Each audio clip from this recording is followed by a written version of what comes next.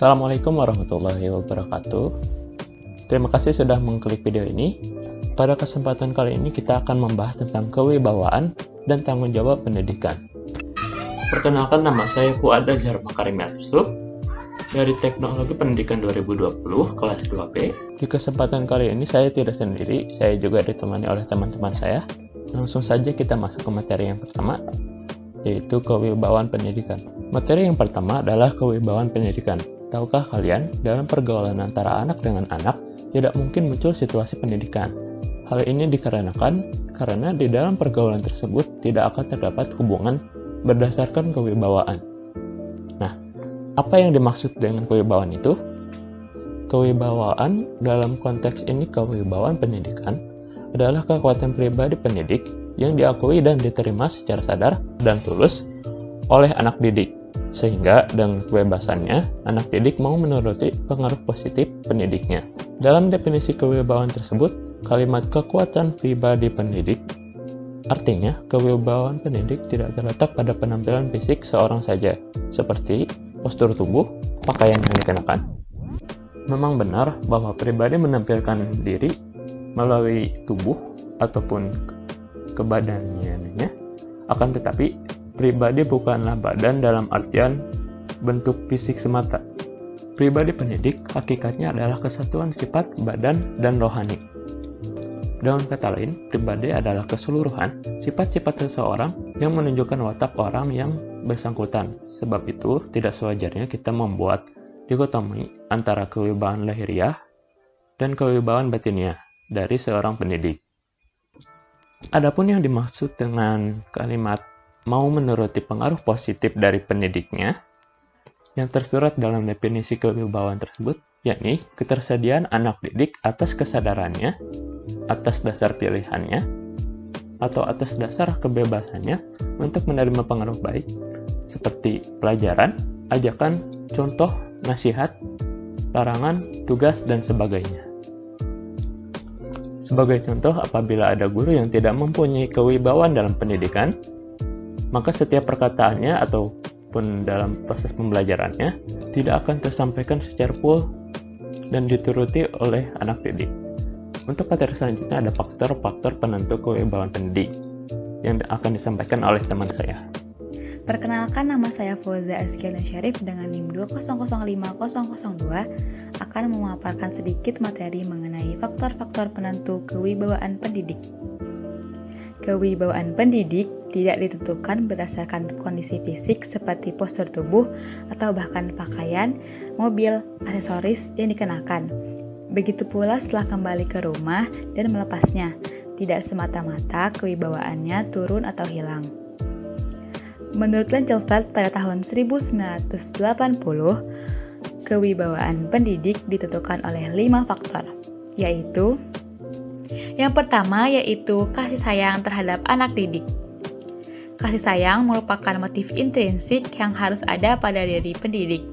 Dengan adanya rasa kasih sayang, pendidik tentu akan selalu berupaya menjaga, membimbing, mengajari, membantu, dan memberikan segala yang terbaik bagi anak didiknya dengan sepenuh hati meskipun tanpa adanya imbalan.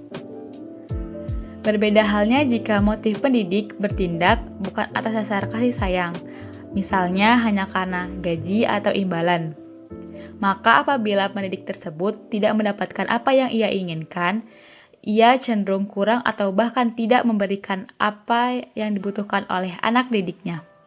Yang kedua yaitu kepercayaan pendidik kepada anak didik. Dengan memberikan kepercayaan, anak didik mendapat dorongan, keberanian, dan kesempatan untuk mampu mencapai kedewasaannya dengan belajar melindungi atau membantu dirinya sendiri.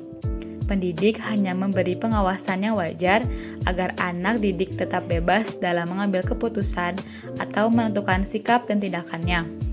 Sebaliknya, jika pendidik tidak percaya kepada anak didik dan melakukan pengawasan yang berlebihan, anak didik akan merasa tidak bebas dan mengalami kesulitan dalam mencapai kedewasaannya.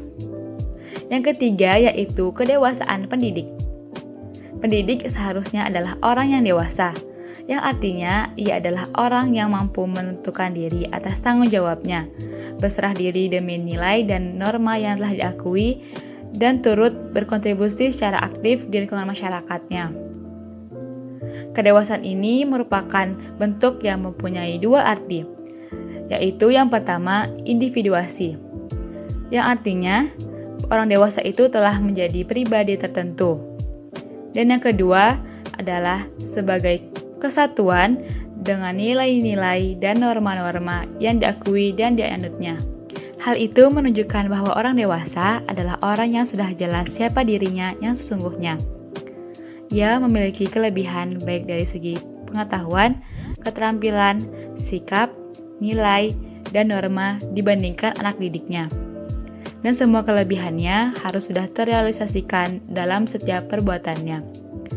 Dan pendidik harus mampu menjadi teladan yang baik, karena anak didik memiliki kecenderungan untuk melakukan imitasi atau meniru orang sekitarnya.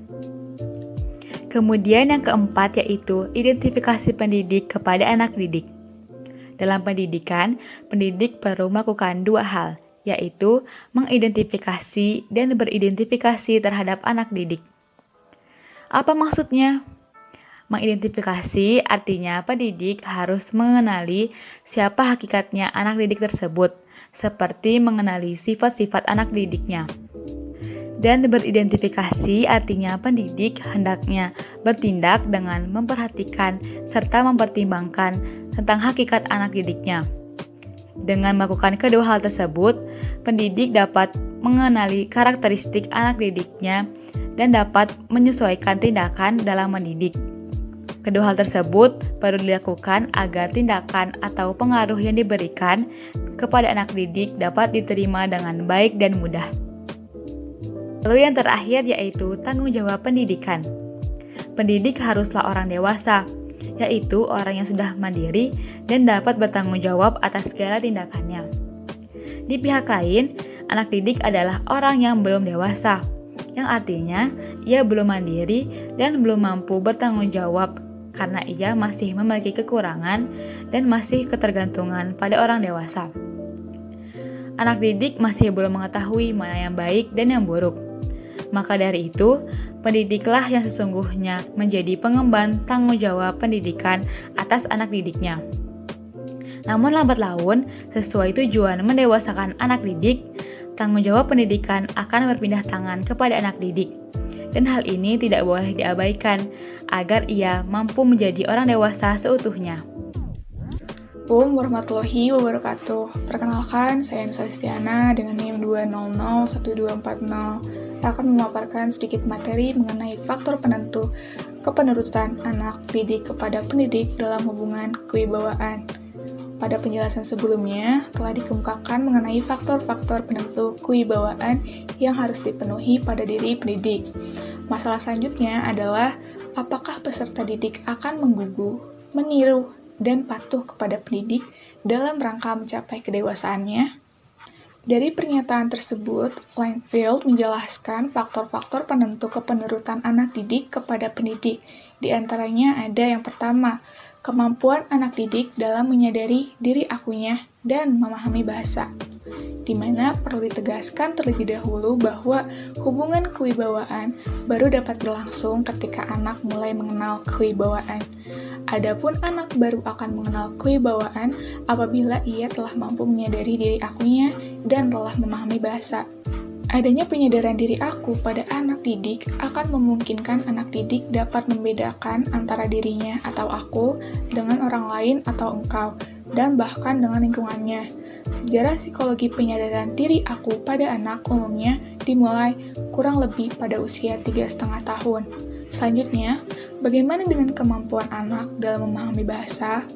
Kemampuan anak dalam memahami bahasa akan dipahami saat pendidik menyampaikan saran, suruhan, larangan, petunjuk-petunjuk, atau pesan-pesan tentang apa yang seharusnya dan apa yang tidak seharusnya diperbuat oleh anak didik. Lebih dari itu, dengan bahasa, anak didik pun akan sampai pada pemahaman tentang motif dari berbagai tindakan pendidiknya. Menurut Langfield, pemahaman bahasa untuk tiba pada kepenurutan atas dasar pengakuan kewibawaan telah mulai muncul dalam bentuk yang sederhana pada anak usia 3,5 tahun. Namun, pada usia 5 tahun dan pada usia sekolah, pengakuan kewibawaan itu akan terlihat lebih jelas lagi. Sedangkan pada usia pubertas, karena si anak mempunyai peranan besar, maka sering terjadi krisis kewibawaan. Yang kedua, kepercayaan anak didik kepada pendidik. Telah dikemukakan bahwa kewibawaan pendidik akan ditentukan oleh 5 faktor, yaitu kasih sayang, kepercayaan, kedewasaan, identifikasi, dan tanggung jawab pendidikan. Nah, jika dalam pergaulan pendidikan, kelima faktor tersebut telah terwujud pada pendidik dan bisa dirasakan adanya oleh anak didik, maka akan timbul kepercayaan dari anak didik kepada pendidiknya tersebut. Sehingga bisa dikatakan bahwa anak didiknya tersebut telah berani mempertaruhkan diri dan masa depannya kepada pendidik. Dan anak didik itu pun percaya bahwa pendidik akan membantu mengantarkannya kepada kedewasaan. Lalu yang terakhir ada imitasi, simpati, dan identifikasi anak didik kepada pendidik. Faktor penentu urutan anak didik kepada pendidik juga berkaitan dengan imitasi, simpati, dan identifikasi pada diri anak didik terhadap pendidiknya. Apa sih imitasi itu? Imitasi adalah suatu proses meniru yang dilakukan seseorang terhadap orang lain, di mana sesuatu yang ditirunya ini bisa penampilan, cara berperilaku, perbuatan, cara berpakaian, gaya bicara, dan sebagainya. Contohnya, seorang anak meniru gerakan dan bacaan sholat yang dilakukan oleh orang tuanya, padahal anak itu belum tahu makna dari gerakan dan bacaan sholat itu. Nah, maka dari itu, pendidik hendaknya betul-betul memperhatikan dan dapat mewujudkan faktor-faktor penentu kewibawaannya. Karena apa yang ditampilkan pendidik kemungkinan akan ditiru oleh anak didiknya. Kemudian simpati. Apa sih simpati itu? Simpati adalah suatu keadaan, keikutsertaan merasakan perasaan orang lain. Pada dasarnya, setiap anak didik mempunyai potensi untuk bersimpati kepada pendidiknya. Namun, anak didik akan bersimpati kepada pendidiknya apabila pendidik tersebut telah memenuhi faktor-faktor penentu kewibawaannya. Sebagai contoh, apabila seorang pendidik menjalankan tugas dan kewajibannya atas dasar kasih sayang kepada anak didiknya, maka anak didik itu akan bersimpati kepada pendidiknya karena anak itu akan merasakan kasih sayang tersebut. Selanjutnya, identifikasi, di mana sebelumnya telah dijelaskan oleh rekan saya Fauja bahwa dalam rangka pergaulan pendidikan, pendidik harus mengidentifikasi anak didiknya dan beridentifikasi pada anak didiknya. Mengidentifikasi di sini artinya mengenali. Jadi, anak didik akan berupaya mengenali pendidiknya. Apabila anak didik mengidentifikasi pendidiknya secara selintas, yang akan terjadi adalah proses imitasi. Sedangkan apabila mengidentifikasinya secara lebih intens, yang akan muncul adalah simpati pada diri anak didik. Dan jika lebih lanjut dari itu, maka anak didik akan beridentifikasi kepada pendidiknya. Beridentifikasi berarti melakukan suatu upaya untuk menghubungkan diri atau menyesuaikan diri dengan perilaku pendidiknya atau dengan nilai-nilai dan norma-norma yang diterima.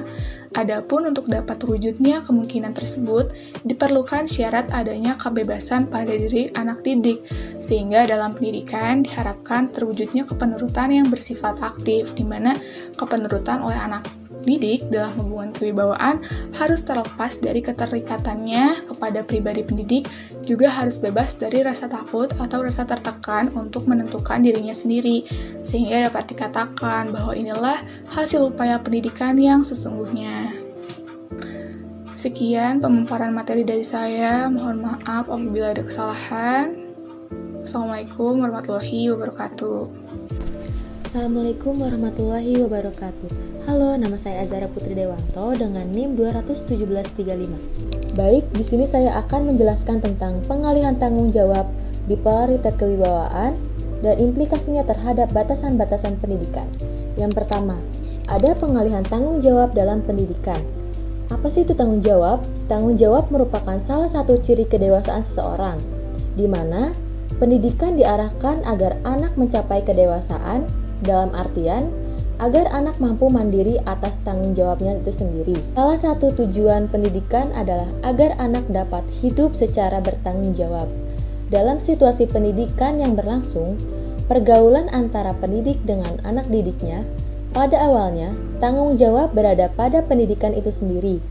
Namun, dengan seiring waktu, perkembangan anak dalam menuju kedewasaannya, lambat laun tanggung jawab itu harus dialihkan oleh pendidik kepada peserta didiknya. Dengan demikian, pada akhirnya anak didik tidak akan lagi ketergantungan kepada gurunya, dan ia mampu berdiri sendiri atas tanggung jawabnya, sehingga akan mencapai kedewasaannya itu sendiri. Yang kedua, saya akan menjelaskan tentang bipolaritas kewibawaan atau berada pada ketegangan polair. Maksudnya, di satu pihak pendidik menuntut kepenurutan dari anak didik, tetapi di pihak lain, pendidik juga mengakui bahwa anak didik itu harus mampu berdiri sendiri. Yang ketiga, ada implikasi kewibawaan dan tanggung jawab terhadap batasan-batasan pendidikan.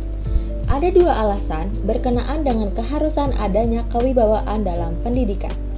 Yang pertama, bila kewibawaan tidak ada, maka suatu perintah, ajakan, petunjuk, dan tindakan lainnya dari peserta didik akan dituruti oleh anak didiknya hanya atas dasar pengaruh keterkaitan antara anak kepada pendidiknya. Yang kedua, bila kewibawaan tidak ada, maka kepenurutan anak akan terjadi berkat pemahaman anak atas pengalamannya itu sendiri. Demikian halnya bahwa pendidikan tidak berlangsung dalam pergaulan antara orang dewasa dengan orang dewasa. Alasannya, karena tanggung jawab pun berada pada kedua belah pihak. Masing-masing telah bertanggung jawab atas dirinya sendiri. Memang benar dalam pergaulan orang dewasa, mungkin dapat pengaruh positif bagi perkembangan pribadi kedua belah pihak. Namun dengan demikian, hal itu bukanlah termasuk pendidikan, melainkan disebut juga building. Artinya, suatu upaya pembinaan dari dirinya sendiri atas tanggung jawab sendiri. Sekian yang dapat saya sampaikan. Terima kasih.